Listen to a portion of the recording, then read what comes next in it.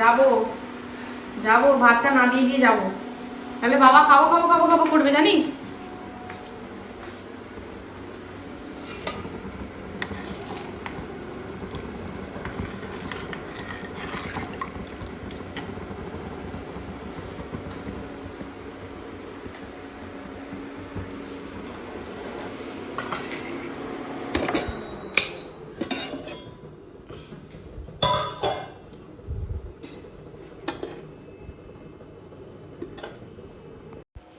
ব্যান্ডেলে একটা দোকান আছে, শুধু চায়ের দোকান। চাটা দিচ্ছে ভাই, কখেপ দিচ্ছে, এত ভালো, এত সুন্দর গন্ধ।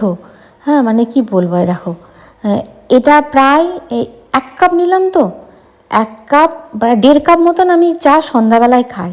আর এখন সকালবেলায় 2বার করে চা খাওয়া প্রায় তুলে দিয়েছি। একবারই খাই মোটামুটি হালকা চিনি দিয়ে, একদম হালকা চিনি দিয়ে খাই। চায়ের কালারটা দেখেছো? চায়ের কালার দেখলে যারা চাতাল মানুষ, যারা চা খেতে ভালোবাসে, তারা কিন্তু ঠিক বুঝতে পারবে যে চাটা কেমন। দারুণ ভালো, দারুণ ভালো চা, এত ভালো চা। আর এই যো পাপটাকে বার করছি। তোমরা বলেছো শ্রাবণী এগুলো খেও না, এগুলো খেলে মানে ভালো নয়। আমি জানি তো, কিন্তু আমার ভয়ানক লোভ জানো এগুলোর ওপরে। মানে তোমরা হয়তো বলো তুমি তো বাইরেকার ভাজা পোড়া খাও না। আরে ওই ভাজা পোড়া খাই না, কিন্তু এই নিমকিগুলোতে না আমি দেখেছি ওই যে ভাজার যে একটা গন্ধ বিচ্ছিরি, অনেক দিনকার ভাজা তেলের একটা যে গন্ধটা পাওয়া যায় না। যদি পাওয়া যায় জন্য তো খেয়ে নিয়েছি, যদি মানে পাওয়া যেত তাহলে আর নিতাম না। ওগুলো মানে কি বলবো, খুব লোভ আমার এগুলোর প্রতি জানো। আমার খেতে খুব ভালো লাগে, তবে ভাবছি কটা বাড়িতে বানাবো, ভালো তেলে বানাবো, সর্ষের তেলে বানাবো। আমার একটা বান্ধবী বলছে সর্ষের তেলে বানাতে। কটা বাজে দেখেছো? প্রায় 8টার ঘরে কাঁটা। কেননা প্রভু আসবে এক্ষুনি, খাবো খাবো করবে। রাত্রির 8টায় আমি চা খাচ্ছি বলে, হ্যাঁ, আমার প্রভু যে রাত্রির 8টার সময় চা খাবেন তা কিন্তু না, উনি হেলথ কনসিয়াস দারুণ। আমি বলছি বাবা তুমি থাকো, তুমি সুস্থ সবল থাকলে, বুড়ি হয়ে গেলে, আমি যখন বুড়ি হয়ে যাব তুমি আমাকে দেখতে পারবে। হ্যাঁ, আমি তো এতদিন তোমাকে দেখাশোনা করেছি, যাই হোক, যেভাবেই পারি করেছি। তা তুমি সুস্থ সবল থাকলে তুমি দেখাশোনা করতে পারবে। 8টার সময় খেতে পারবো না, খিদে হয় না। খিদে হয় টুকটাক খিদে, মানে ওই যে রাত্রে খাবারের খিদেটা হয় না, একদম পরিষ্কার কথা। চেষ্টা করেছিলাম, কিন্তু ওজনটা আমার ওইতেই কমেছিল। আমি 1 বছর খুব কষ্ট করেই খেয়েছিলাম, আর ভালো ছিলাম জানো। এটা করা যায় না, খুবই কষ্টকর লাগে, কিন্তু এটা যদি করতে পারো তুমি, এর মতন জিনিস আর নেই। হ্যাঁ একদম, এত ভালো জিনিস আর নেই। এইটাতে এসেই জেকে টারমারিক পাউডার, হলুদের কৌটোগুলো, জেকের হলুদের কৌটোগুলো ফাঁকা হয়ে যায়, ওইটা 2টো করে মুড়ি রেখে দিই। সবসময় মুড়ির টিনে না হাত দেওয়া উচিত না, মুড়ির টিনও হল লক্ষ্মী। আর আমরা দেখেছি টিনে মুড়ি থাকে। চাটা কি ভালো।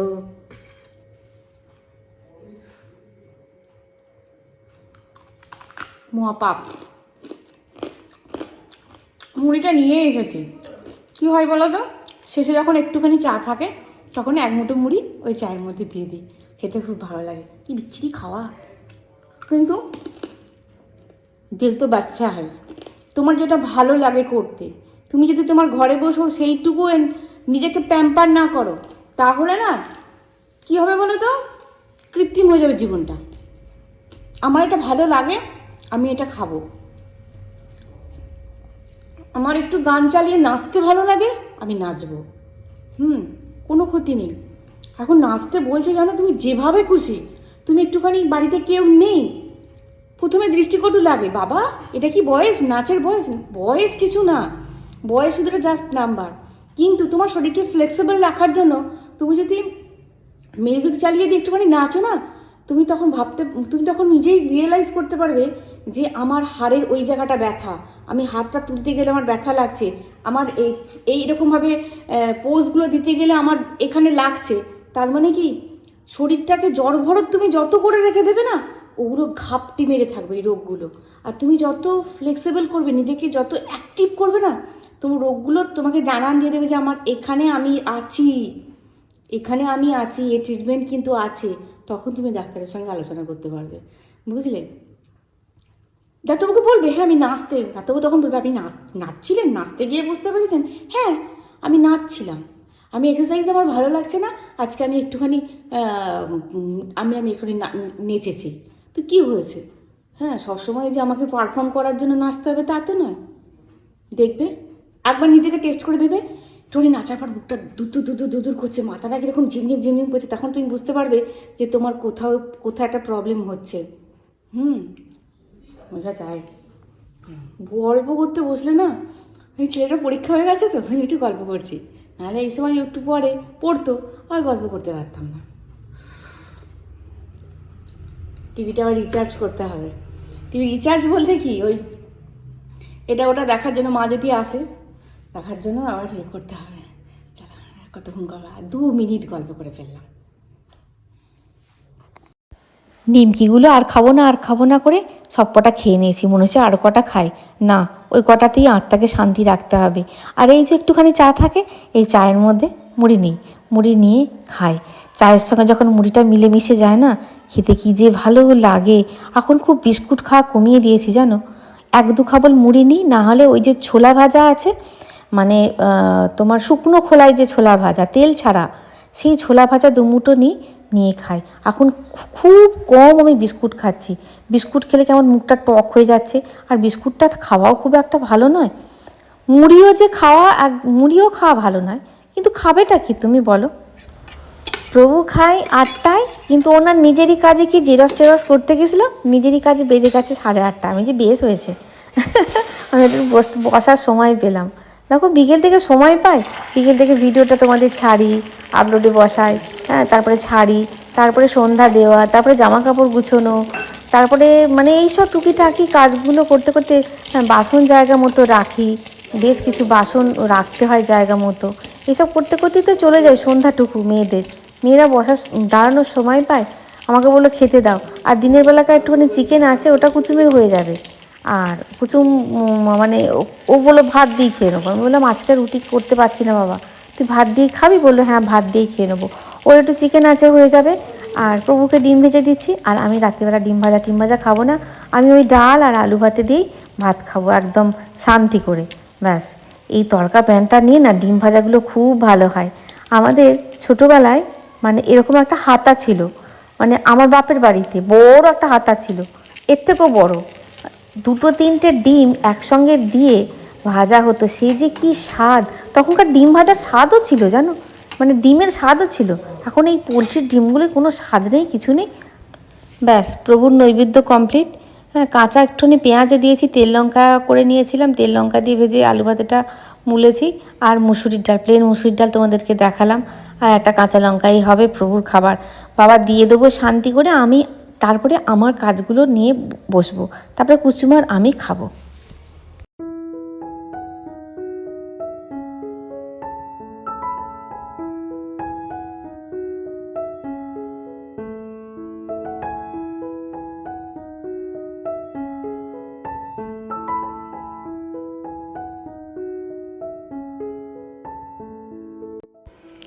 এটা বনফুল, কিন্তু এর একটা সুন্দর নাম আছে, নামটা আমি মনে করতে পারছি না। তোমরা জিজ্ঞাসা করেছো, নামটা আমি মনে করতে পারছি না। তবে এই তোমার স্ক্রিনশট নিয়ে তুমি যদি গুগলকে জিজ্ঞাসা করো, গুগল কিন্তু বলে দেবে। হ্যাঁ, আমাদের তো অনেক কিছু সলিউশন গুগল বাবা জীবন করে দেয়, নয় কি? তোমরা বলেছো শ্রাবণী একবার একটুখানি ধৈর্য ধরে পুরো বাগানটা একটুখানি দেখাবে। হ্যাঁ, আমিও এসেছি একটু ফুল তুলতে, যেহেতু আজকে হচ্ছে বৃহস্পতিবার, আজকে মা লক্ষ্মীর পুজো হবে, একটু ফুল তুলতে এসেছি। আলাম না তোমাদের এই ফাঁকে একটু দেখিয়ে দিই। এটা বহু দিনকার ইচ্ছা ছিল জানো, একটা ছোট্ট বাগান হবে, 1 টুকরো বাগান, ফুল বাগান, আর 1 টুকরো বাড়ি। 1 টুকরোর থেকে একটু বড় হয়েছে বটে, কিন্তু এই 1 টুকরো বাড়ি আর 1 টুকরো বাগানই কিন্তু ইচ্ছা ছিল। বিশ্বকর্মার অসীম কৃপায় বাগানটাও একটু বড় হয়ে গেছে, আর বাড়িটা একটু তুলনামূলক বড় হয়ে গেছে। এটা কিন্তু আমাদের চাওয়ার বাইরে একদম, বিশ্বাস করো, চাইনি। তোমরা হয়তো অনেকেই বলবে একটা বাড়ি করেছো তা এত দেখানোর কী আছে। এটা আমার ফিলিংস তোমাদের সঙ্গে আমি শেয়ার করছি, আর এটা কৃতজ্ঞতা বলতে পারো ভগবানের ওপর, যে এক টুকরো বাড়ি এক টুকরো বাগান চেয়েছিলাম, তুমি দিয়েছো প্রভু। এই একটা কৃতজ্ঞতা জানানো, বারবার ভিডিওর মাধ্যমে কিন্তু আমি কৃতজ্ঞতাই জানাই। আজকে আমি ফুল তুলেছি, প্রভু একদম এই বড় ফুলগুলো তুলতে চাইছে না জানো। আমি বললাম না, আজকে আমি মা লক্ষ্মীকে দেবো, বড় ফুল তুলবো। দুটো তুলেছি, একটা বাসন্তী আর একটা এটা, কি বড় বড় হয়েছে দেখো। আর এটা আমাদের তো সেই মাদার গাছ থেকে করা দিছি, মানে গাঁদা, কি সুন্দর হয়েছে। আর দেখো এই তোমরা বলছো অপরাজিতা গাছ, এইবার অপরাজিতা গাছ কিন্তু শীতকালে না অপরাজিতা গাছের পাতা ঝরে যায়, অপরাজিতা গাছ কেমন একটা হয়ে যায়। আবার যখন মানে রোদ পড়বে, রোদ উঠবে, চড়া রোদ উঠবে, তারপরে তোমার গরম পড়বে, অপরাজিতা ফুল আবার ফুটতে আরম্ভ করবে। এ বেশি খাদ্যরও দরকার হয় না, কিন্তু মাঝে মাঝে পোকা আসে, আর মাঝে মাঝে ডালগুলোকে কেটে দেবে, ছোট করে রাখবে, হ্যাঁ, দিয়ে আবার নতুন পাতা গজাবে, আবার নতুন ফুল হবে। আজকে 6টা 7টা হয়েছে, 2টো তুলেছি ভোলানাথের জন্য, আর 2টো করে তো গোলাপ তুলছি, তোমাদের বলছি অজস্র গোলাপ ফুটেছে গোপালবাবুর জন্য।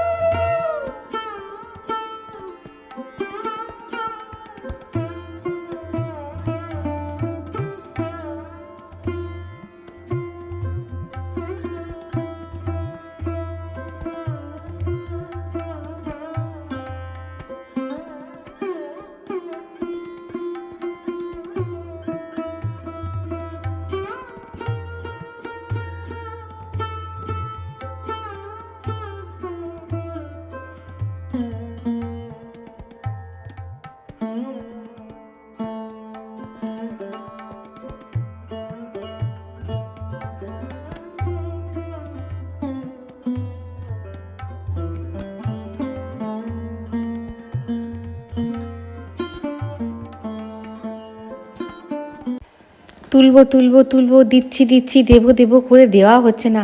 এরপর না ওই শীষ পালংগুলো একদম শক্ত শক্ত হয়ে যাবে, কাঠি কাঠি হয়ে যাবে। আমি ভাবলাম যে না, আজকেই তুলে দিই, বৌদি এখনও আছে, বৌদিকে বলবো যে দিদিকে দিয়ে আসতে।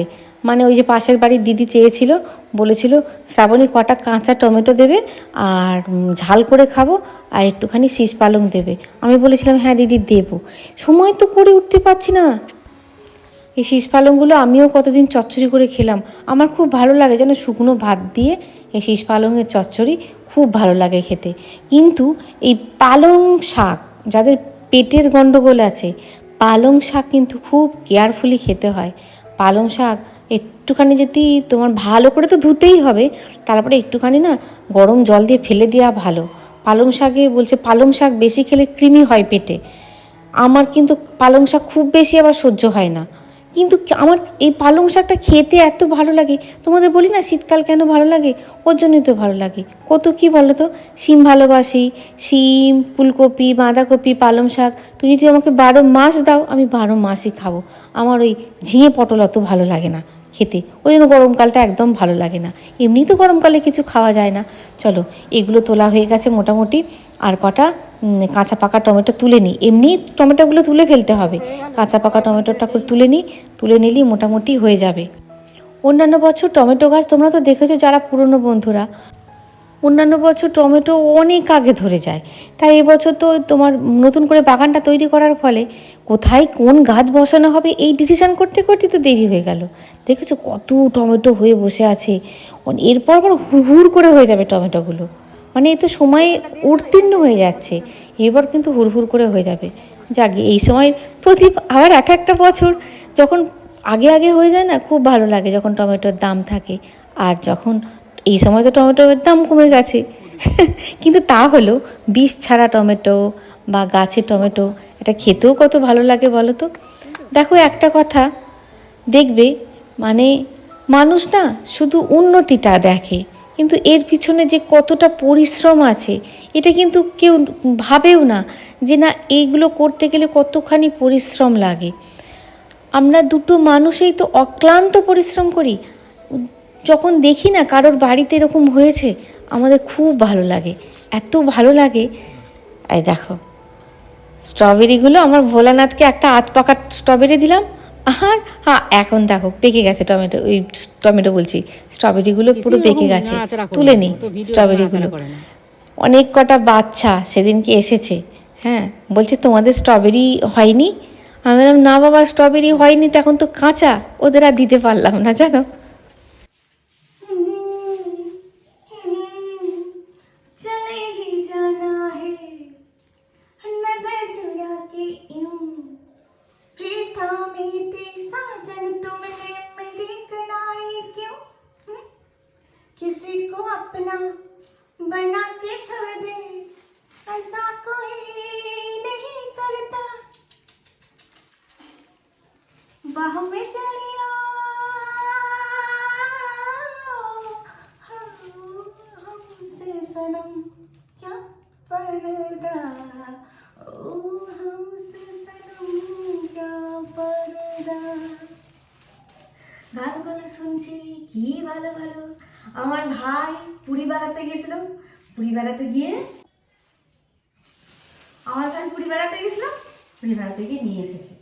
রান্নাঘরেই দেখাচ্ছি, কি করবো, রান্নাঘরের জীবনটা অর্ধেক কেটে যায় মেয়েদের, আর কোথায় কি গিয়ে গল্প করবো। এবার সিঁদুর কৌটো নিয়ে এসেছে, লিকুইড সিঁদুর পরি, কিন্তু মানে অকেশনালি একটু করে সিঁদুর আমি মাথায় দিই, হ্যাঁ লিকুইডের মধ্যে কি যাই হোক দিলেই হলো, হ্যাঁ কিন্তু সিঁদুর কৌটোটাতে সিঁদুর আছে কি না জানি না,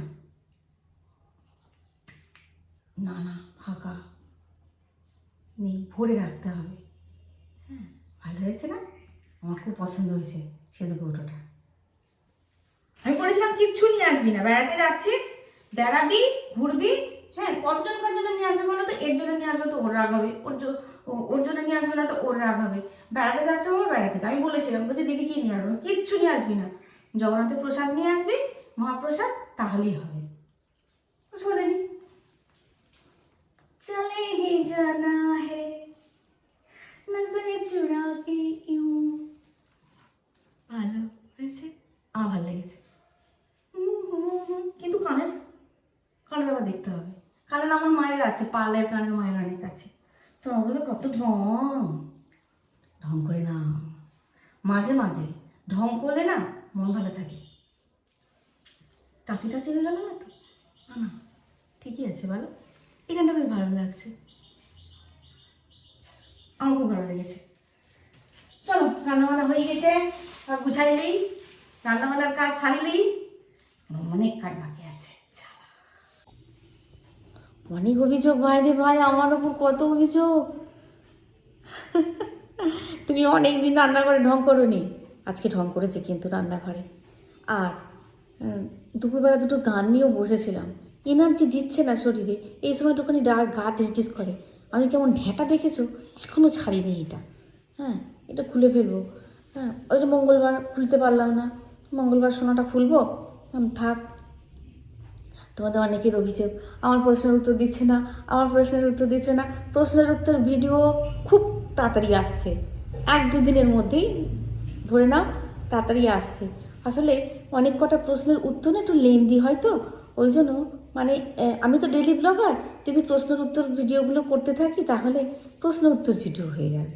হ্যাঁ যেটা ছোটো ছোটোগুলো দিয়ে দিই, দুজনকার দিয়ে দিই, হ্যাঁ অভিমান করো না। হ্যাঁ তোমাদের সঙ্গে কি অভিমানের সম্পর্ক, হ্যাঁ ভালোবাসলে অভিমান করা যায়, কিন্তু রাগ করো না। হ্যাঁ আজকে রান্নাঘরে ঢং করেছি, অনেকেই অভিমান করছো। আর সেদিনকে বলছিলে যে হয়েছে, কি বললে যে তোমার ছেলেকে কি ওর হাজব্যান্ড, তোমরা বুঝতে ভুল করেছো, দুজন একই প্রশ্ন করেছো। মানে যে ছেলেটি হারিয়ে গিয়েছিল তার বাবা আর কি, মানে যে ছেলেটি হারিয়ে গিয়েছিল তার দুটো মাসিমণি গেছে, একজনকার বয়স হয়েছিল ওই 17-18 মতন, আর একজনকার বয়স ওই তোমার ওই 20-22 মতন, ওরা 3 বোন ছিল, সম্ভবত 3 বোন ছিল। ওই মাঝেরটা মানে কি বলবো, যেই জামাইবাবু বলেছে তাড়াতাড়ি করো, হ্যাঁ দেরি হয়ে যাবে, ও তখন ঝপ করে তুলে নিয়ে চলে গেছে। আর আমার ছেলে হ্যাঁ, তখন তো একজন প্রশ্ন করেছো, খুব ভালো প্রশ্ন, যে তোমার ছেলে চিৎকার করেনি। আমার ছেলের গল্প শুনলে তোমরা পাগল হয়ে যাবে। কিডন্যাপাররা সহজে আমার ছেলেকে ছোটোবেলায় তুলে নিয়ে চলে যেতে পারতো, এখন তো মানে অবস্থা খারাপ করে দেবে। কিন্তু একদম ছোটোবেলায় এত মিশুকে ছিল, এত মিশুকে ছিল যে বলার নয় ভাই, এত মিশুকে ছিল। ও তো নিয়ে চলে গেছে, কিছুই দেখ, মানে হনন করে চলে গেছে, তো মুখের দিকে তাকাইনি, বুঝলে। আর এই ছেলেটা আমার কাছে থাকতেই চাইছিল না, আমাকে খামচাচ্ছি, চুল টেনে চাইছিল, বাবা আমি আমার ছেলেকে পাচ্ছি না, তুই অমন করিস না। হ্যাঁ, বুঝলে, তোমরা মানে ওই তাড়াতাড়ি করে বলেছি তো। হ্যাঁ, হচ্ছে ওর মাসি কমটি করেছিলেন, বুঝলে। তাহলে রাগ করো না, প্রশ্ন উত্তর ভিডিও যতগুলো আমি কালেক্ট করতে পেরেছি, হ্যাঁ, এবার লিখে লিখে রাখতে হবে, ততগুলো নিয়ে আসছে। তাহলে ভিডিওটা এই পর্যন্ত, দেখা হচ্ছে পরের ভিডিও। খুব ভালো থাকবে, খুব সুস্থ থাকবে, বন্ধুরা, টাটা।